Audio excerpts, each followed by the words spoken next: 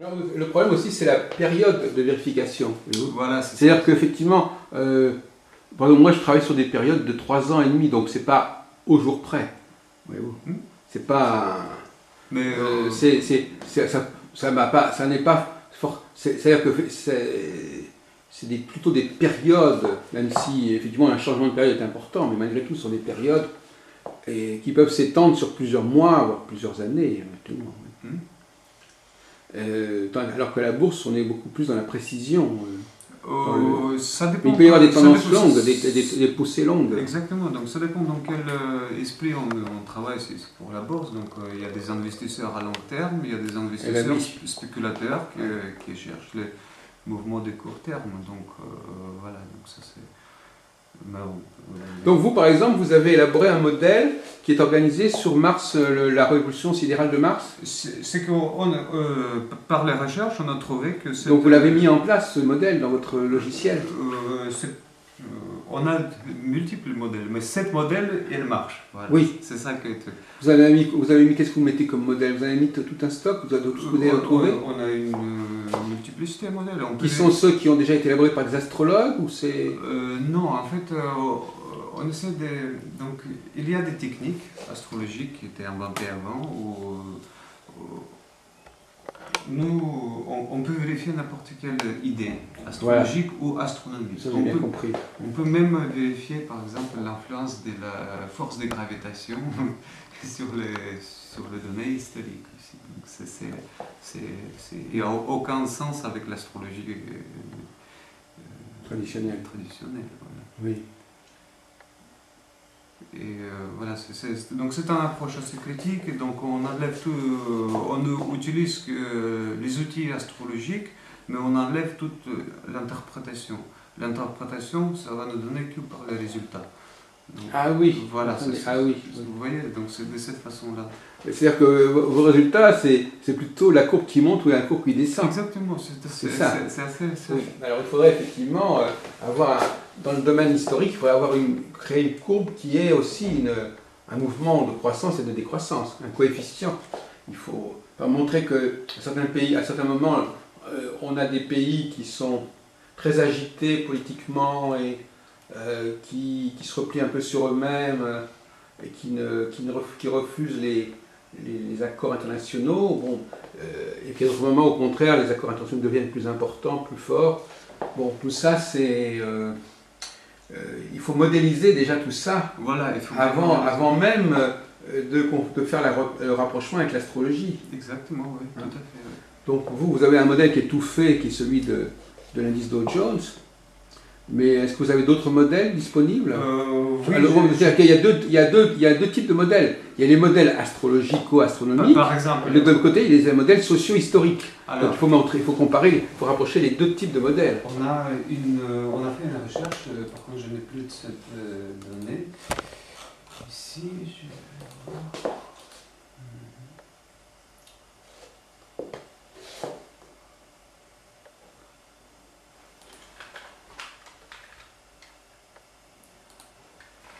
Donc ça c'est une recherche qui a été faite par un astrologue financier américain, Bill Meridian, avec Sergei Tarasov. Comment s'appelle-t-il? Bill Meridian.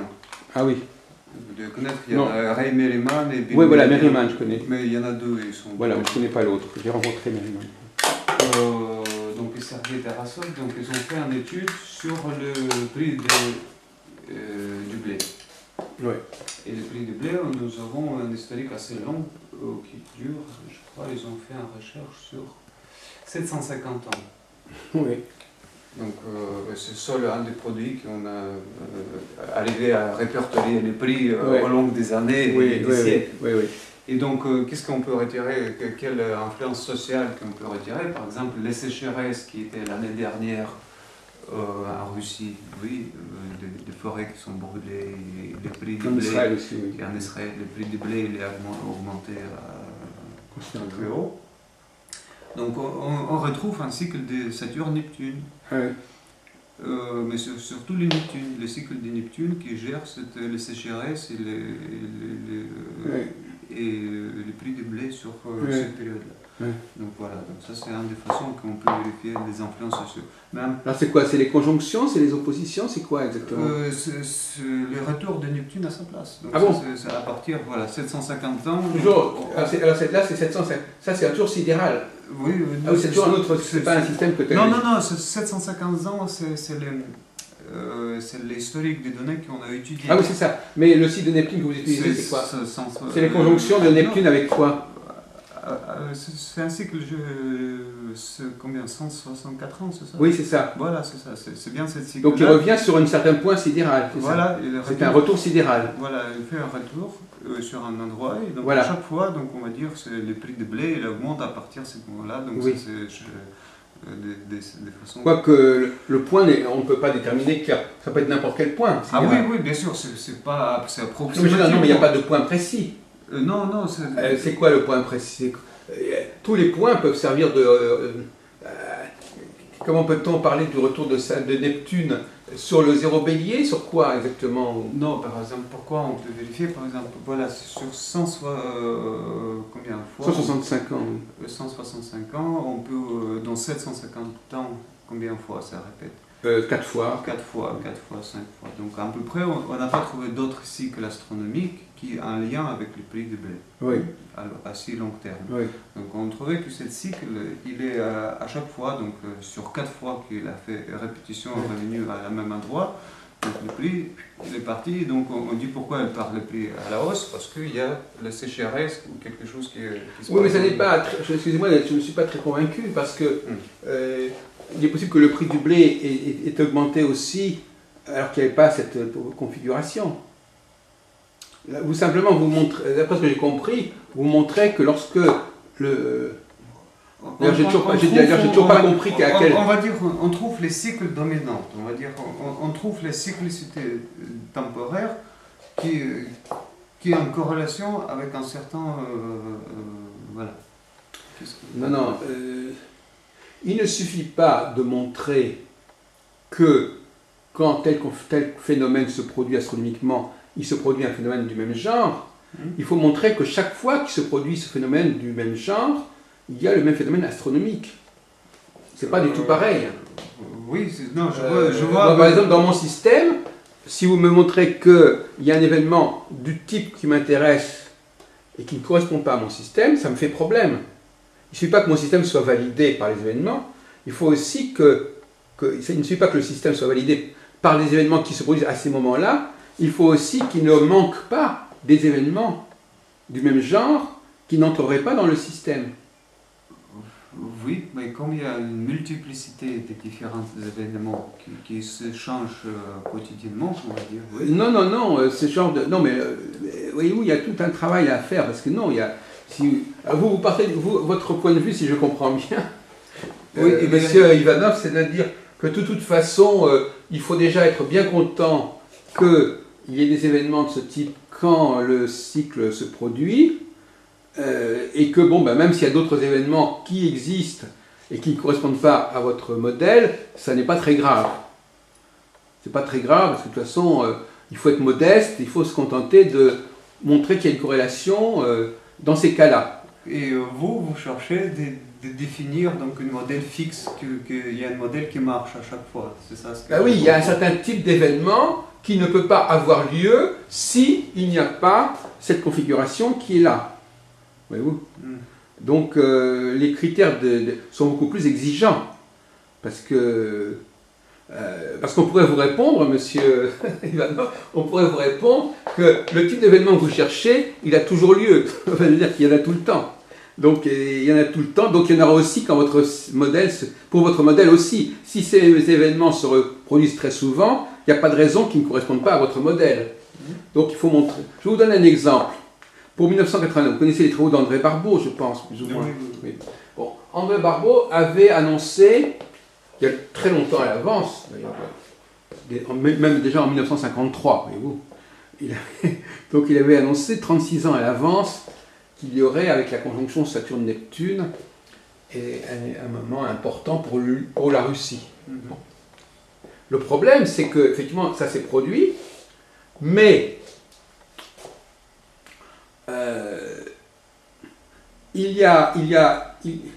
il y a deux problèmes. C'est que quand le phénomène est-ce que chaque fois que le phénomène se produit, ça déclenche ce genre de choses?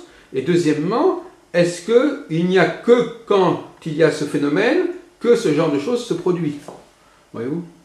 Et par exemple, si on prend 2011, parce que moi, je crois que vous ne m'avez pas parlé vous ne cherchez pas à localiser les événements, d'ailleurs, c'est beaucoup plus raisonnable. Parce que là, si on commence à vouloir localiser en disant ça va marcher pour tel pays et pas tel autre pays, ce qui d'ailleurs intéresse beaucoup les astrologues, entre parenthèses, ben moi je crois que c'est assez chimérique. Mais tout à l'heure, je commençais l'entretien en disant que 2011, c'était pas un événement unique. Ce que nous vivons actuellement, ça n'est pas unique. Il y a déjà eu d'autres exemples. Il n'y a en astrologie, rien n'est unique, normalement. Quelqu'un qui vous dit qu'un événement est unique en son genre, on n'est plus dans l'astrologie. La pensée astrologique est une pensée philosophique, conceptuelle, qui exige que l'on rapproche des choses, même très éloignées dans le temps et dans l'espace. Donc 2011, ce qui se passe dans les pays arabes, est à comparer globalement et relativement à ce qui s'est passé en 1989, en 1960, en 1968, en 1973, enfin, peu importe, avec aussi des événements opposés. Donc il y a toute une problématique qu'il faut respecter. Et en l'occurrence, par exemple, 2011, il n'y a pas du tout les configurations de 1989, voyez-vous.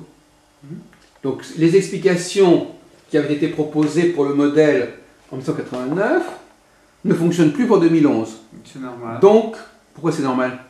C'est normal, c'est parce que les choses évoluent. Il y a même historique quand on vérifie. Donc en vérifiant tous les historiques sur le prix, donc on retrouve que par exemple le marché, il a changé complètement sa nature. Il était jusqu'à 81. Il était dans la nature, il était dominé par une certaine catégorie de cycles.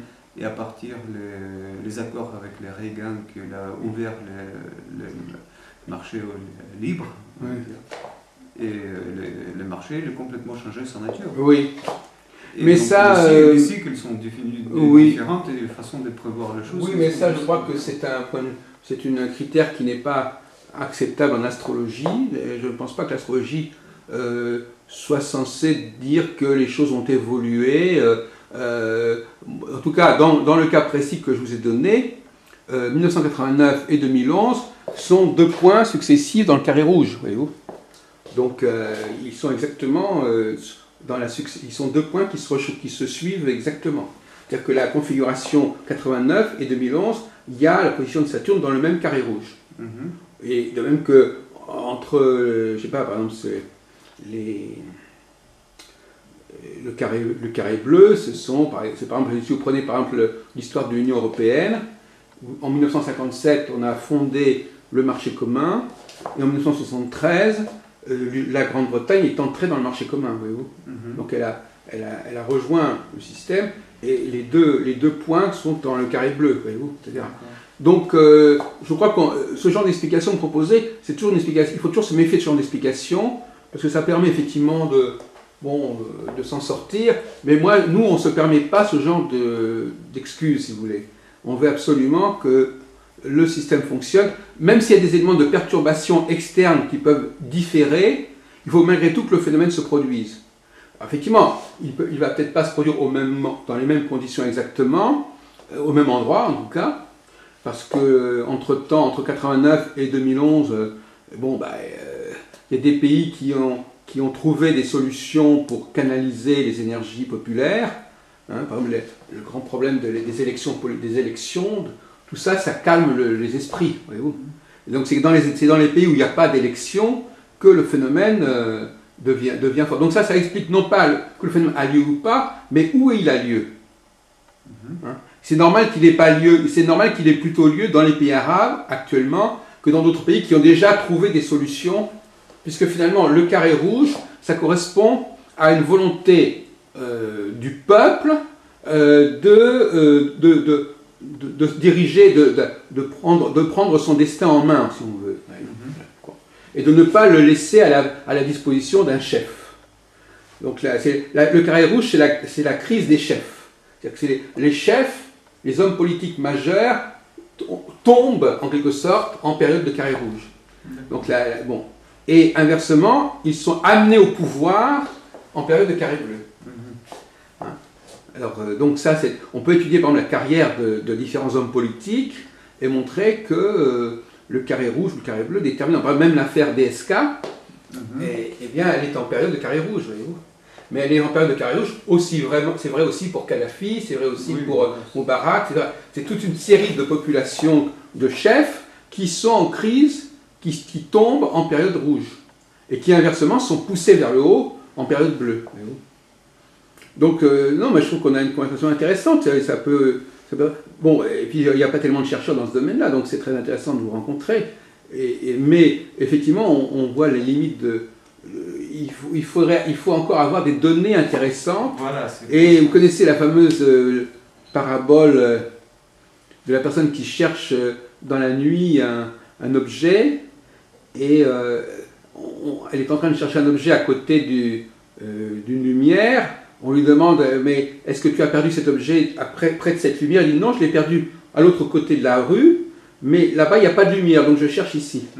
Bon, évidemment, il faut faire attention de ne pas utiliser des outils simplement parce qu'on les a, alors qu'ils ne sont pas spécialement utiles en vérité. Enfin, ils ne sont pas spécialement performants. Je crains que les outils dont nous avons besoin, il faut nous-mêmes les constituer. Ce qui est un petit peu embêtant, parce qu'évidemment, vous direz, si nous-mêmes on construit nos propres sources, si nous-mêmes nous sommes obligés de construire nos propres bases de données, on va nous dire que nous avons construit nos bases de données en rapport avec nos théories. Donc la tentation, c'est de dire on préfère prendre les bases de données qui sont déjà là, objectivement. Exactement. Mais à mon avis, c'est un argument qui ne doit pas être trop développé, voyez-vous. Parce qu'il a des avantages, mais il a beaucoup d'inconvénients. Les travaux de Michel Gauquelin, par exemple, sur les statistiques qu'il a faites, vous connaissez certainement, bon, il a utilisé des critères objectifs, c'est-à-dire il a utilisé des classifications qu'il n'a pas lui-même déterminées. C'est positif, mais en même temps, la valeur de ces classifications est relative.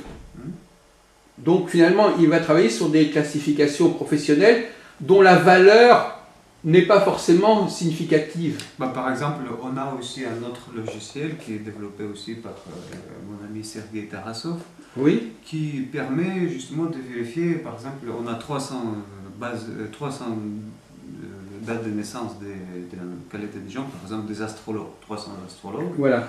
On peut le remplir dans ce logiciel et on va sortir les endroits qui sont plus sensibles. Et c'est pour ça que je vous disais, ça ne me paraît pas valable parce que justement, les classements de ce type, du genre, par exemple, quand André Barbeau, par exemple, a fait un travail sur les guerres mondiales, bon, alors il dit, voilà, il y a deux événements qui on a appelés guerre mondiale, donc il serait intéressant de voir si l'astrologie correspond à ça.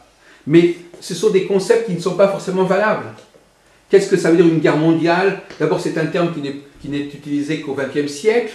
Donc vous voyez, il faut faire très attention. Et ça, je comprends très bien le problème, mais c'est là qu'il y a une ligne de clivage entre les uns et les autres. Généralement, on ne peut pas se contenter de travailler sur la représentation populaire de l'histoire ou de la société, voyez-vous. Comment le peuple appelle les choses, ou les situations, ou les événements, comment il réagit aux événements. Bon, à la fois c'est important, puisque le fait d'un leader qui est porté par le peuple, c'est important, mais en même temps, le discours qui est utilisé pour désigner certaines situations, il est très contestable, il est très discutable. Il vaut mieux faire un travail scientifique, avec des critères scientifiques qui sont justifiés intellectuellement, philosophiquement, que d'utiliser des classements socio-professionnels qui sont établis comme ça. Moi, par exemple, je ne suis pas sûr que les travaux de Gauquelin aient une valeur, en vérité. Depuis le temps que je travaille dessus, je ne suis pas du tout certain. Je pense que souvent, les gens sont dans une profession parce que... voilà, ils ont fait des choix d'appartenance, enfin, c'est assez aléatoire en fin de compte, je pense que c'est assez aléatoire. D'ailleurs, d'une manière générale, je dirais que tout classement spatial est suspect en astrologie. C'est-à-dire que tout découpe, ce qui est intéressant en astrologie, c'est la succession des événements, c'est pas le fait qu'il y ait des gens qui fassent ça et d'autres personnes qui fassent ça. Ça c'est un des grands débats qu'on a là. On vient d'avoir 2 jours de congrès à Nantes et à Bordeaux, donc on a parlé de ces questions-là. Un des grands dysfonctionnements de l'astrologie, c'est le fait de transférer des données qui ne font sens que dans le temps et de les transférer sur un plan espace. Par exemple, les signes zodiacaux, par exemple, c'est une succession dans le temps au départ. C'est-à-dire que ce sont des états successifs. Maintenant, si au lieu d'étudier ça comme des états successifs, on les étudie comme des situations ou des personnalités qui cohabitent au même moment, dans le même instant, il y a un problème, voyez-vous. Alors c'est ce qui se passe. Donc l'astrologie est complètement perturbée par ce phénomène de spatialisation du temps, le thème natal étant une expression particulièrement remarquable de ce problème.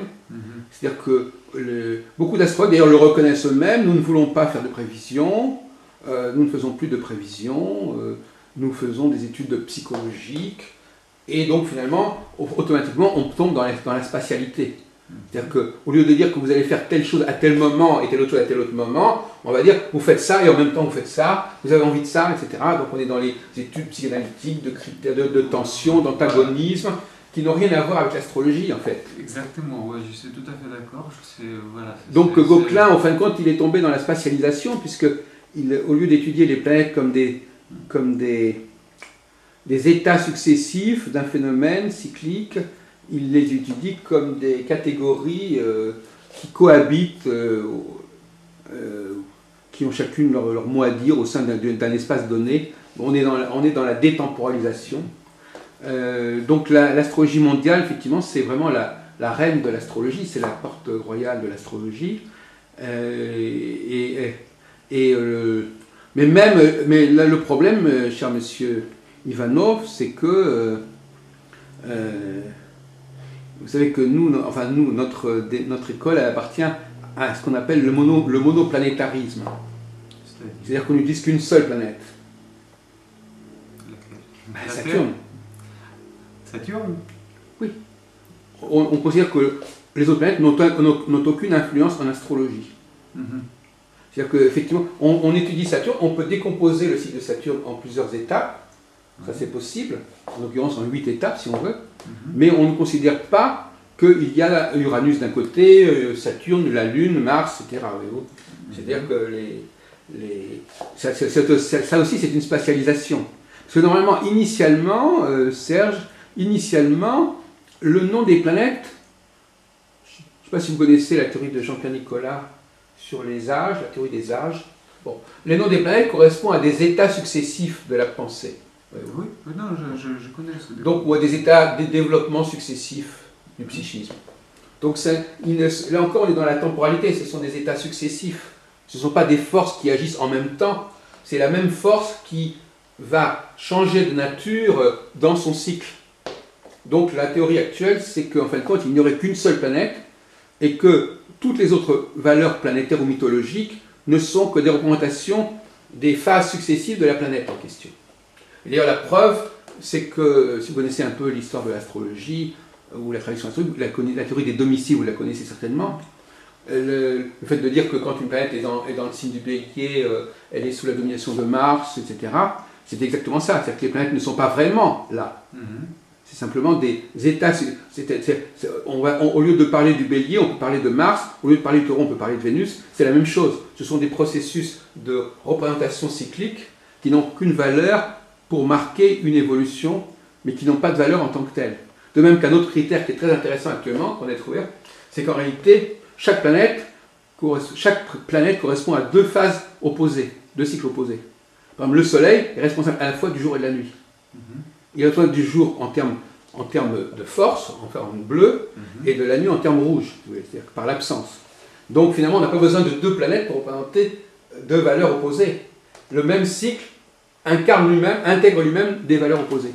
D'accord. Donc dire qu'il y a Mars et Vénus, on peut très bien dire au niveau philosophique, Mars et Vénus, mais dire qu'il y a la planète Mars et la planète Vénus, là on va trouver des complications pas possibles, parce que ces planètes-là, visiblement, elles ne vont pas se suivre, elles ne vont pas correspondre à des phases successives, elles vont interférer l'une avec l'autre, parce qu'ils n'ont pas la même phase, le même cycle, etc. Voyez-vous, donc au niveau philosophique, le fait de relier un concept philosophique à une planète est suicidaire. Parce qu'on arrive à quelque chose une philosophie totalement confuse, où les planètes, au lieu de se suivre correspondant à des phases successives, elles interfèrent, elles s'opposent au même moment, etc. Voilà. Donc la révolution actuelle, c'est l'idée que toutes les représentations planétaires, mythologiques, zodiacales des maisons ne correspondent qu'à une seule et même chose, qui est l'illustration d'une cyclicité. Et que vous pouvez très bien en prendre d'autres. C'est-à-dire que vous pouvez remplacer, ils sont interchangeables. Je suis complètement d'accord dans la nature des cycles, parce que même avec nos travaux, ce qu'on fait, on définit que c'est les cycles qui marchent, ce n'est pas les événements particuliers, c'est les cycles. Donc les événements, je parle d'un carré Soleil, carré Saturne par exemple. Hein. C'est un événement, mais les cycles en général, il est plus, on va dire, plus intéressant de voir son évolution qu'un événement pointu. Voilà. Oui.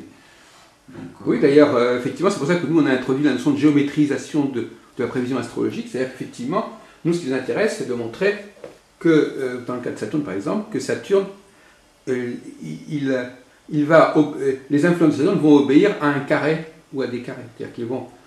Tous les événements, par exemple, notre loi, c'est par exemple, tous les événements de type bleu sont forcément dans le carré bleu. Sur, par exemple, 500 ans ou 1000 ans, tout ce qui sera bleu, automatiquement, il y aura une position de Saturne dans un de ces quatre. D'accord, c'est et tout ce qui sera rouge. L'astrologie indienne, comme ça, qu'ils définissent en brut, comme ça, dans les maisons, un peu ça. Alors, je ne sais pas à quoi vous pensez exactement. En astrologie. Qu'on définit donc les maisons, donc si la planète elle se trouve dans cette maison-là, on ne calcule pas exactement les degrés près, on la définit, voilà, elle sera ici. Donc.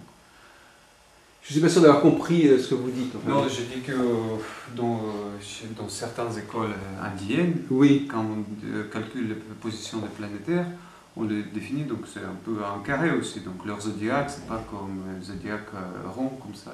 Oui, c'est secondaire, que ce soit un zodiaque rond ou pas en rond. Oui, mais à leur naissance aussi, on faisait vos zones aussi, donc leur interprétation, ça dépend. Voilà, si la personne, si la planète elle tombe au début des carrés bleus, quand elle rentre dans le carré bleu, ou qu'elle sort du carré bleu, c'est la même interprétation, n'est-ce pas? Oui. Voilà, c'est ce que j'ai bien vu. Ah, ils disent cela, mais voilà. Quelles sont les maisons qui mettent ensemble Parce que ça, c'est plutôt le système allemand. Oui, c'est prévoir, effectivement. C'est vrai que les Allemands font comme ça. Ils considèrent que c'est ce qu'on appelle en langage traditionnel les modes. C'est-à-dire que tous les signes cardinaux sont du même groupe, tous les signes fixes sont du même groupe, tous les signes métables sont du même groupe. Voilà. Ça, c'est la théorie allemande de Hébertin, etc. Bon. Alors, je ne sais pas si peut-être qu'ils l'ont prise dans l'astrologie indienne, c'est possible. En tout cas, avec quelques idées. En tout cas, c'est pas impossible. En tout cas, c'est une théorie qui a été développée dans les années 1920-1930. Et effectivement, c'est aussi une idée intéressante, à savoir que, en définitive, si vous voulez, le système est calqué sur le cycle solilunaire, si vous voulez. C'est-à-dire que Saturne et la Lune ont les mêmes chiffres. Donc c'est 7 ans, 28 ans, 28 jours, 7 jours, etc. Et donc finalement, et puis il y a également les 4 positions de la Lune. Conjonction, opposition, carré. Donc là, finalement, historiquement, apparemment, c'est une astrologie qui s'est construite pour amplifier le cycle lunaire à un autre niveau. C'est-à-dire qu'on est passé de un jour au lieu d'avoir un cycle de 28 jours, on est passé à un cycle de 28 ans. Donc c'est comme ça que l'astrologie serait née. Mais elle n'est pas obligée, l'astrologie n'est pas obligée d'intégrer la totalité de l'astronomie. Non, ça c'est juste. Voilà. L'astrologie n'est pas née d'une volonté de comprendre le cosmos, elle est née d'une volonté d'utiliser le cosmos, ce qui n'est pas pareil. Elle est utilisée par rapport aux besoins de la société. Alors là aussi, il y a des philosophies très différentes sur d'où vient l'astrologie. Notre logiciel le basait justement sur cette idée-là, que l'astrologie, il a un besoin particulier et très précis qu'il doit servir. Il n'est pas, voilà, donc ça c'est au niveau des engagements. Par exemple, pour les prévisions, s'il y a beaucoup des astrologues qui partent dans les discours philosophiques, nous, ce qu'on essaie de faire, c'est toujours on s'engage au niveau des prévisionnels.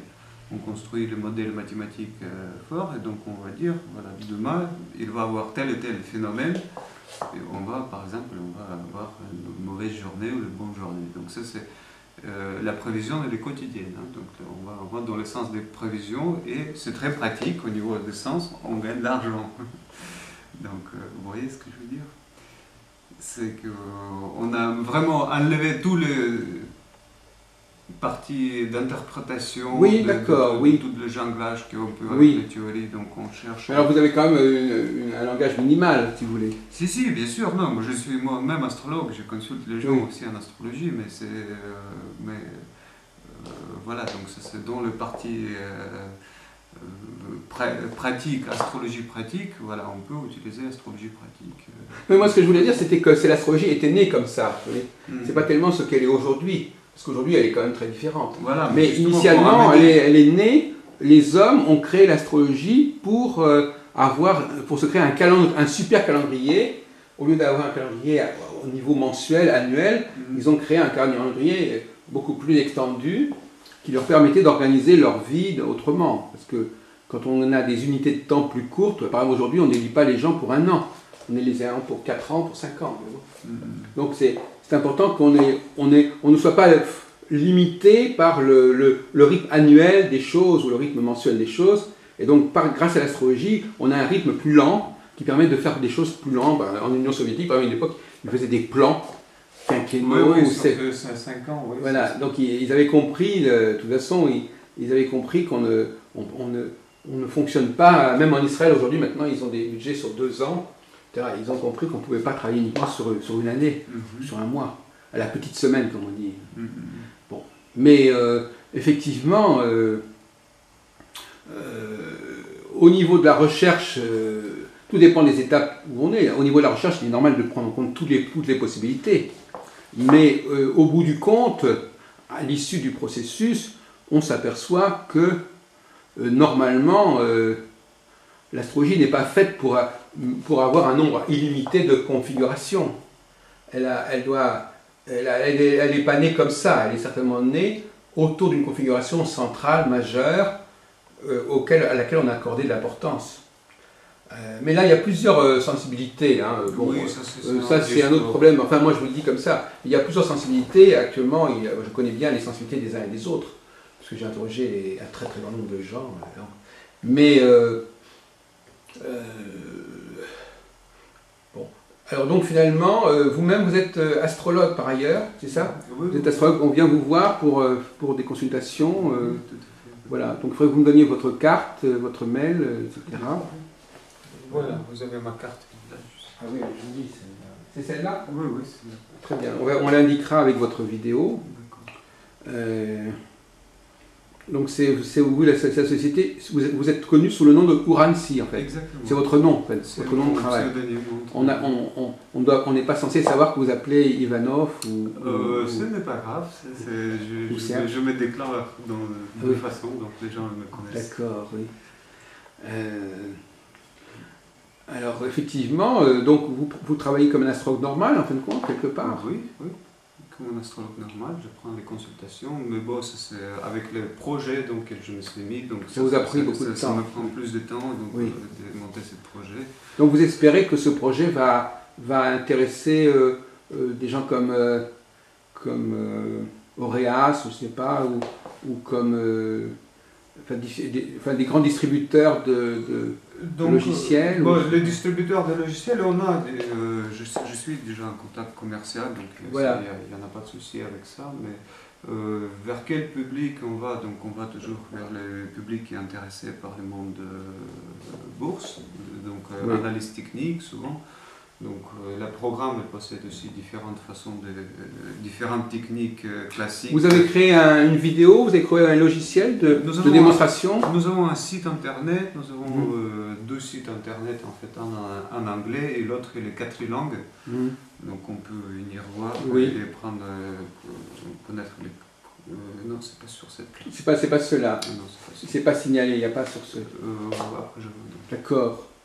Mais en tout cas, vous pouvez effectivement signaler votre existence sur nos sites, sur nos télévisions. de manière plus ou moins forte, enfin en tout cas on va faire la vidéo de toute manière, mais si vous voulez qu'on l'indique plus nettement, il peut y avoir des accords à ce sujet, bien sûr. Et voilà, donc je pense que vous avez un produit qui peut en effet souvent assez bien, oui. Vous savez, ça c'est produit, donc je vais revenir toujours du monde astrologique vers le monde astrofinance.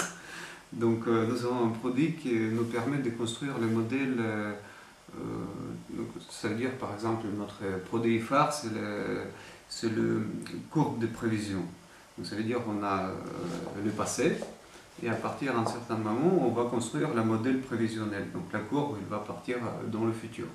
Et grâce à cette courbe-là, donc on construit les prévisions claires et nettes. On ne va pas voir comme les analystes boursières elles vont dire, par exemple, nous avons une période difficile, on attend certains désaccords, tata, donc ils vont trouver les justifications politiques, économiques ou des autres. Et nous, quand notre prévision est faite, donc nous avons une courbe qui se projette dans le futur et on voit exactement le modèle possible de mouvement de la bourse, des cours. Oui. Et donc voilà, c'est ça notre produit. Et par rapport aux autres logiciels d'analyse technique qui existent dans le monde financier, nous sommes uniques dans ces recherches. Oui, pourquoi? Qu'est-ce qu'il faut? Où en sont les autres? Les autres ils sont plutôt dans le... D'abord, il n'y a aucune recherche cyclique, astrocycle, qui se rajoute astrocycle sur la bourse. Je parle de la recherche vraiment très sérieuse au niveau des cycles. D'autre part, notre logiciel calcule les cycles naturels, donc ça veut dire que c'est les cycles qui sont liés à la nature d'un chronodonne chronologique, sans utiliser l'astrologie. On va calculer les différentes... les mouvements plus forts certains jours. Par exemple, il y a des cycles qui sont 38 jours ou 41 jours, qui ne correspondent à rien du tout dans l'astrologie, mais ils sont importants dans certains par leur influence. Ouais. Voilà, donc ça c'est ce que nous avons avec notre produit. Donc c'est des personnes qui veulent... c'est surtout donc, et vous-même, vous jouez à la bourse avec ce système? Bien sûr, oui, nous avons un compte.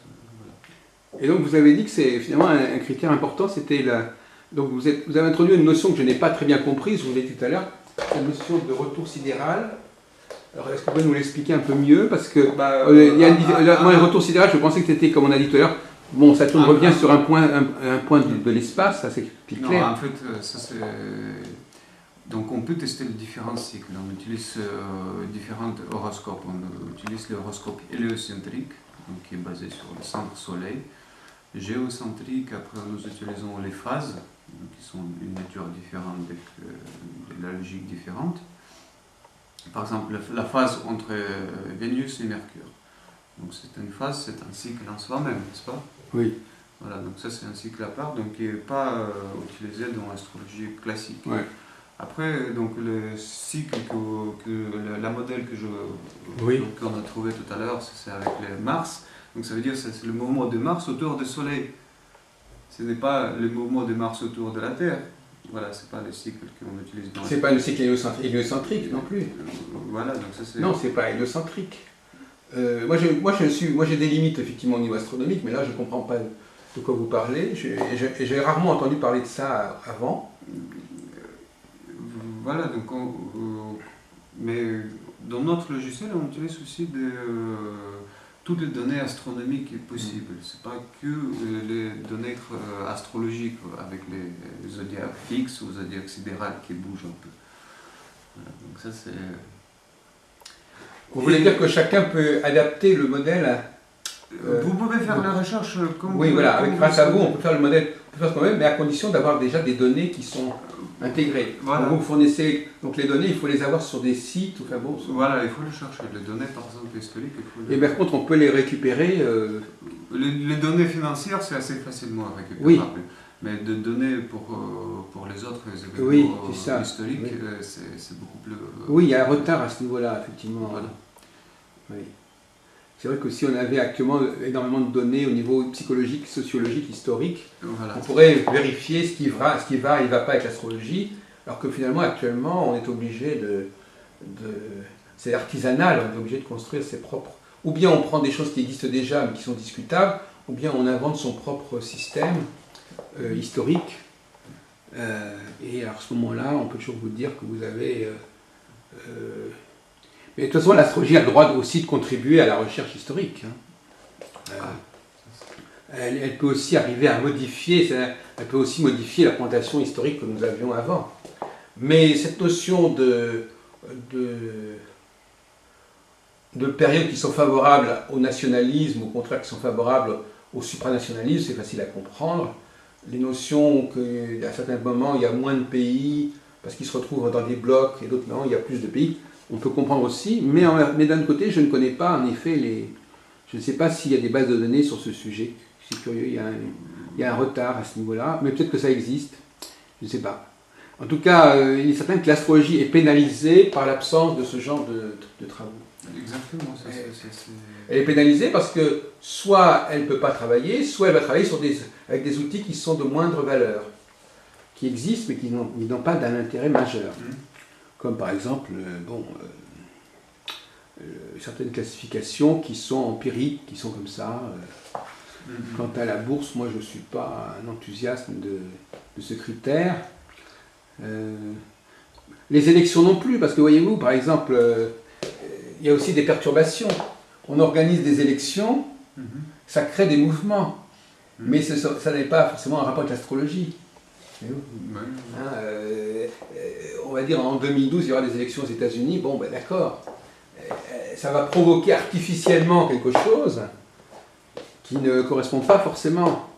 Donc vous risquez, quand vous faites vos recherches, de tomber sur des confirmations qui sont aléatoires, c'est-à-dire qui elles-mêmes sont liées à d'autres paramètres. Parce que par exemple, le paramètre des élections présidentielles aux États-Unis, c'est un paramètre qui est autonome, qui n'est pas astrologique, mais qui produit des effets. Et donc ces effets, si à un moment donné vous tombez sur par exemple, vous dites « Ah, mon système marche bien, ça correspond à l'élection d'un tel », ben, oui, mais cette élection d'un tel, elle a obéi à un paramètre qui n'est pas libre. C'est-à-dire que c'est un paramètre qui a déjà été établi depuis 100 ans, 200 ans. Donc on ne peut pas se fier à des... Donc, voyez-vous, dans ce domaine-là, il faut faire très attention à tout ce qui vient parasiter ou polluer notre augmentation des choses. Oui, et c'est pour ça que je vous dis, par exemple, la bourse est certainement parfois influencée par des élections. Oui, bien sûr. Alors, or, les élections, c'est un phénomène qui n'a rien à voir avec l'astrologie. C'est une cyclicité parallèle à l'astrologie. Les hommes ont inventé cette cyclicité. Mais justement, dans notre logiciel, on peut vérifier les cyclicités qui sont non astrologiques. Pardon ? On peut vérifier les cyclicités non astrologiques. Vérifier dans quel sens vérifier ? C'est-à-dire, par exemple... mais vérifier pas... Encore, non, vérifier corrélation, voilà, trouver la corrélation entre un cycle et entre des événements, chronologiques. Trouver une corrélation entre un cycle et événements astrologiques. Parce que si on trouve cette chose-là, pour nous c'est assez clair, donc si on sait que 4 fois c'était la hausse, donc on va jouer la 5e fois la hausse aussi, donc n'est-ce pas? Donc c'est un sens purement pratique dedans. Oui, mais justement parce que justement, les astrologues devraient être très méfiants à l'égard de tous les phénomènes électoraux. Les phénomènes électoraux, c'est une sorte de système parallèle à l'astrologie, mais qui n'a rien à voir avec l'astrologie. Ce sont des systèmes qui ont été élaborés au XVIIIe siècle. Voilà, on crée une constitution, et on va dire, voilà, tous les 4 ans, on élit un nouveau président, etc.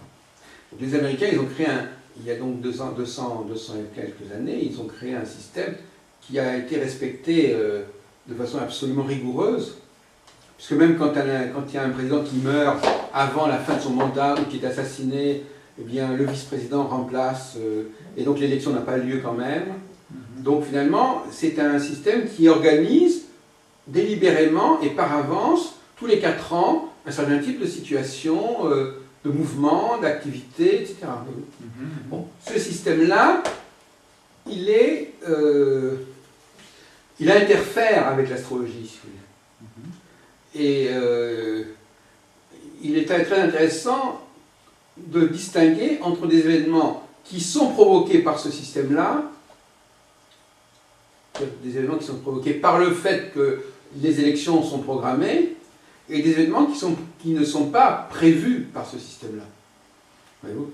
Comme ce qui se caractérise 2011 ou 1989, c'est que ça ne correspond pas à des événements de type institutionnel au niveau politique. Ça ne correspond pas à des élections particulières qui pourraient, par exemple, si vous prenez par 1981 en France, il y a eu un changement de majorité avec l'arrivée de Mitterrand au pouvoir, bon, mais qui est fonction malgré tout de la date est fonction du système électoral. C'est-à-dire que tous les 7 ans, il y a un nouveau président public qui doit être élu. Voyez, donc non, je vous signale ça comme une difficulté supplémentaire, c'est que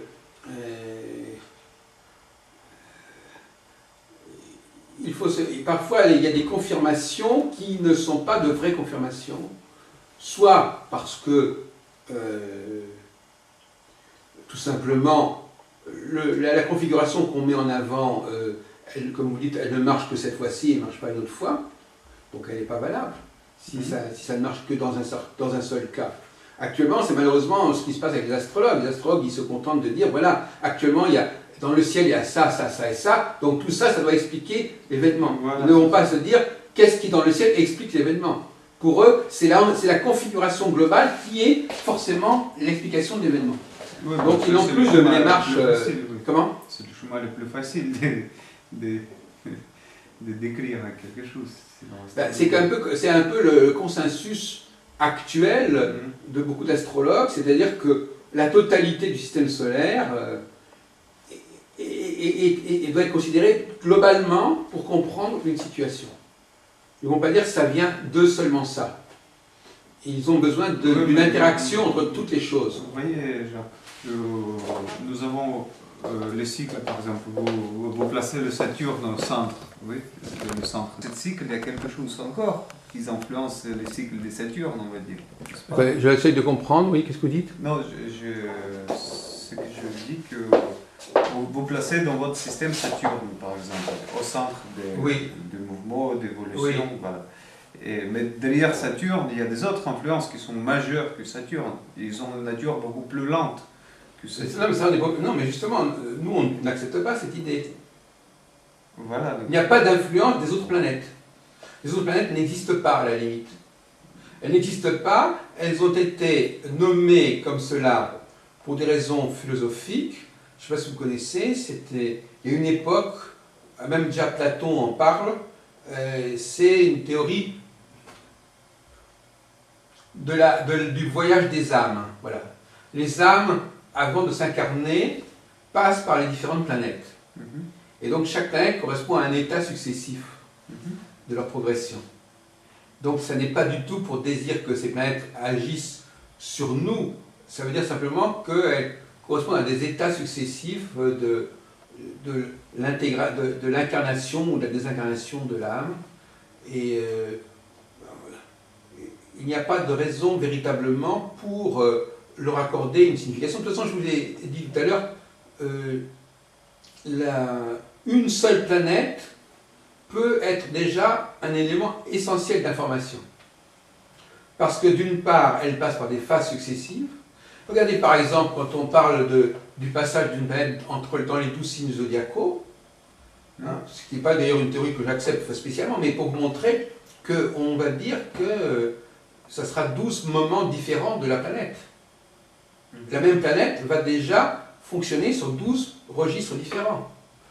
Il y a déjà une grande richesse avec cette seule planète. Si vous dites en plus que chacun de ces signes est lui-même lié à une valeur planétaire ou mythologique, avec la même planète, vous avez tout ça déjà qui se développe. Donc il n'y a absolument pas de nécessité. C'est pour ça que je dis remplacer l'espace par le temps. Il n'y a pas de nécessité pour arriver à une diversité des choses. Il n'y a pas de nécessité à utiliser toutes les planètes. Et nous considérons que, en définitive, l'astrologie est née d'une volonté de créer une sorte de lune supérieure, en quelque sorte. Donc c'est une astrologie lunaire, de certaine manière, Saturne étant une sorte de lune supérieure, qui a les mêmes chiffres que la Lune. Et les anciens ont voulu que l'humanité fonctionne par rapport non plus à la Lune et au Soleil, mais par rapport à Saturne et aux étoiles fixes. Donc c'était leur décision, ils ont voulu organiser le monde comme ça, et nous fonctionnons sur cette décision. Après, le reste, ce sont il y a des dégénérescences qui sont produites, des déformations qui se sont produites, qui ont abouti à l'astrologie actuelle. Bon. Il n'y a absolument pas de nécessité à combiner les planètes entre elles. Ce n'est pas une obligation du tout. Et ces planètes, on le voit chez des autres. Par exemple, regardez par l'astrologie hindoue que vous avez cité tout à l'heure, ce qu'on appelle les dashas. Les dashas, chaque planète correspond à une période de temps qui n'a rien à voir avec l'astronomie. Bien comprendre que il y a une astrologie qui produit une astronomie qui peut fonctionner sur une astronomie fictive. C'est-à-dire qu'il n'a pas besoin des positions réelles des planètes, mais qui se sert de ces dénominations mythologico-astronomiques pour marquer des états successifs. Donc il ne faut pas prendre les choses à la lettre, il ne faut pas automatiquement astronomiser les notions astrologiques, même au niveau planétaire. Comme par exemple les jours de la semaine, aujourd'hui on est lundi, c'est le jour de la Lune par exemple. Bon, on n'est pas obligé de considérer que la Lune agit dans cette histoire. On utilise l'utilisation du nom même de la planète ne renvoie pas forcément à la planète elle-même. Ça renvoie à son principe. Bon. Et alors donc effectivement, il faut réfléchir à tout cela. Il faut être conscient de tous ces facteurs. Et surtout, ce qui me paraît important, c'est la notion de réversibilité. C'est-à-dire qu'un événement qui n'est pas réversible n'est pas intéressant sur le plan astrologique. C'est-à-dire qu'un réversible, ça veut dire, vous allez dire, là il va se passer quelque chose comme ça, de type A, et bien vous allez avoir exactement l'inverse à un autre moment. Au bout de tant de temps, la tendance va s'inverser. Pourquoi? Parce que tout le cycle implique son renversement. Parce qu'autrement, il ne pourrait pas recommencer. Il faut qu'à un moment donné, les choses rebasculent dans l'autre sens. Donc forcément, moi je dis l'autre jour, j'étais à une réunion, j'ai dit, vous êtes en train de nous annoncer ça, et quand est-ce que ça va repartir en l'autre sens? Ils ne savent pas. Ils disent c'est irréversible. Il n'y a pas d'irréversibilité en astrologie. Rien n'est irréversible, et quelqu'un qui n'est pas capable de me proposer une formulation à double sens, en disant voilà, il y a un moment donné où ça va dans ce sens, un moment où ça va dans l'autre sens. Bon. Évidemment, vous allez me dire, moi j'ai ma courbe avec Dow Jones, et donc je vois qu'à un moment ça monte, ça descend. Bon. Mais c'est un petit peu, bien que j'aime bien le minimalisme en astrologie et dans le langage, mais c'est un petit peu limité, parce que les raisons pour lesquelles la tendance monte ou la tendance descend, elles peuvent être très très diverses, je suppose. Elles peuvent être générées par des situations qui n'ont rien à voir. Une guerre de conquête, par exemple, peut avoir autant d'effets qu'une guerre civile. Si, par exemple, quand l'Irak a envahi le Koweït, c'était une guerre de conquête. Bon. Quand un pays veut sortir, comme ça s'est produit, je crois, en Géorgie, là, la guerre juste pendant les Jeux Olympiques, c'est ça? Oui, ces histoires-là de provinces qui voulaient se séparer. Bon, ben, c'est le contraire, là. Bon, enfin, donc, si vous voulez, il faut arriver à avoir une formulation qui soit un peu diurne-nocturne, si vous voulez, c'est-à-dire un coup dans un sens, un coup dans l'autre. C'est pour ça que nous, cette notion de carré rouge et carré bleu me paraît intéressante, parce qu'il y a une alternance des deux, mais cette alternance n'est possible que si l'on considère qu'il n'y a pas d'autres facteurs qui interviennent. Vous comprenez? Parce que si vous commencez à dire, voilà, moi je propose le système de Saturne, mais il va falloir considérer aussi Uranus, Pluton, Jupiter, etc., votre système n'est plus comme ça, il ne fonctionne plus. Donc vous êtes obligé de vous protéger de l'astronomie, vous pouvez prendre un élément astronomique, mais pas les autres. Alors justement, les gens vous disent, ah oui, mais si vous prenez ça, vous êtes obligé de prendre tout. il y a une espèce de cercle vicieux. Non, on peut très bien... et d'ailleurs, justement, on a passé une partie du colloque à parler de la notion de perturbation. Est-ce que les perturbations d'un cycle sont astrologiques ou sont extra-astrologiques? On s'est posé la question. Pour beaucoup, par exemple, prenons le cas de beaucoup d'astrologues. Vous appelez ici astrologique ou pas astrologique, perturbation? Vous avez un modèle qui peut être perturbé. Alors, est-ce qu'il est perturbé par des facteurs qui sont intrinsèques au modèle ou par des facteurs qui sont extérieurs au modèle? Bon. Alors, quand je dis astrologique, je veux dire, il y a des facteurs. Par exemple, un changement, par exemple, le passage de l'été à l'hiver ou le jour et la nuit, sont des changements internes. C'est-à-dire qu'ils ne sont pas des perturbations. On ne peut pas dire que le jour a laissé la place à la nuit pour des raisons de perturbation. Oui. Par contre, si vous avez des facteurs extérieurs qui peuvent venir perturber le système. Bon, alors, il y a deux théories là-dessus, monsieur Ivanov. Soit, je prends par exemple des planètes comme Uranus. L'autre jour, j'ai écouté une conférence, donc il y a des gens qui me disent, il y a Saturne qui vous dit que les choses vont aller d'une certaine manière, et puis Uranus qui va perturber le phénomène saturnien, par exemple. Donc là, l'élément de perturbation est intégré dans le modèle. Par contre, vous pouvez très bien dire, voilà, moi je vous décris un cycle, maintenant s'il y a des facteurs extérieurs au modèle qui viennent interférer, moi je ne peux pas je ne les contrôle pas.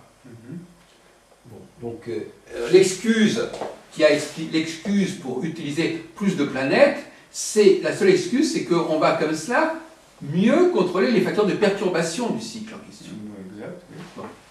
Donc c'est la justification intellectuelle. J'utilise Uranus ou Neptune ou Pluton ou autre chose.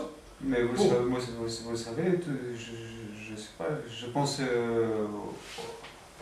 toute recherche humaine, c'est une justification intellectuelle. Hein. Donc même, je sais pas, même modèle qui est basé sur les quatre que vous proposez, donc c'est aussi une sorte de justification de trouver les repères. De se justifier, n'est-ce pas? Oui, si on peut jouer comme ça, mais effectivement,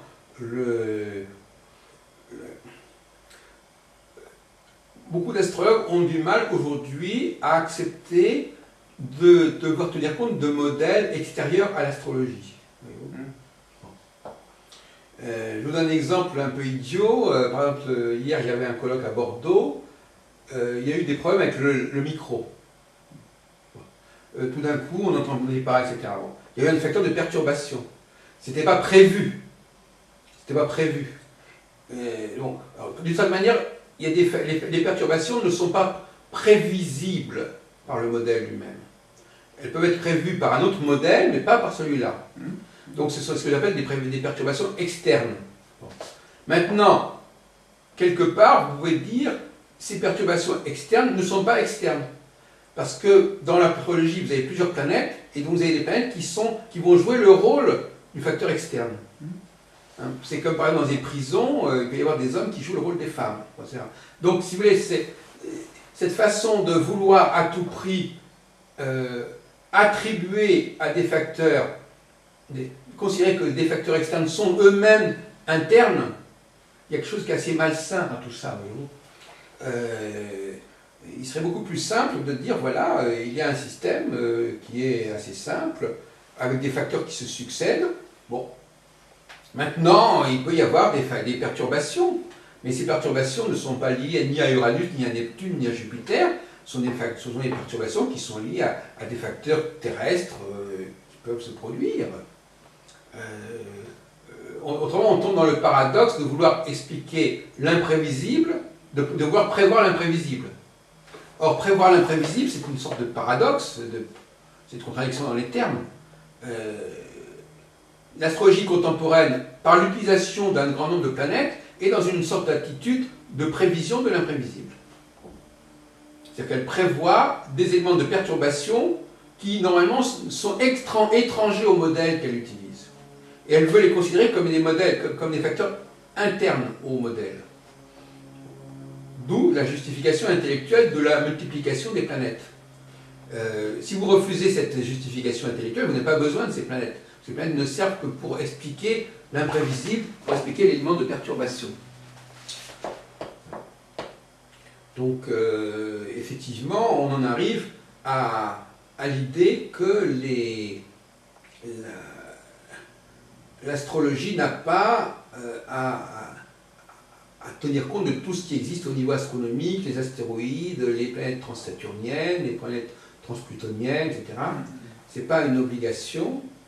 Bon, cela dit, cela dit, donc c'est assez paradoxal. Si je ferai une petite observation concernant vos travaux, c'est que en tant qu'outil de recherche, il me paraît légitime effectivement de prendre en considération la totalité des possibilités, mais en tant que modèle de travail, normalement, on ne devrait utiliser qu'un nombre limité de facteurs. Parce que justement, une fois qu'on a trouvé les facteurs qui sont récurrents, on devrait rester sur ces facteurs récurrents et oublier les autres. Bien sûr, bien sûr. Justement, c'est à chacun de choisir son modèle qui correspond à sa personnalité de travail. Parce que voilà, il y a quelqu'un qui travaille plus rapidement, il y a quelqu'un qui a besoin plus longtemps pour investir. Donc voilà, ça c'est tout à fait naturel Mais comme vous le savez très bien, c'est pas comme ça que ça se passe, et que les astrologues ont tendance à vouloir considérer des modèles. De toute façon, plus le modèle est compliqué, plus ils sont contents. C'est-à-dire que effectivement, aucun astrologue que je connais ne va ignorer l'existence d'autres planètes, d'autres facteurs. Il y a eu des tentatives dans le passé, mais actuellement l'astrologie est en pleine décadence. À l'époque, dans les années 70, il y avait une volonté un petit peu de plus grande rigueur en astrologie mondiale, mais cette période-là est un petit peu révolue, actuellement nous sommes dans une période décadente.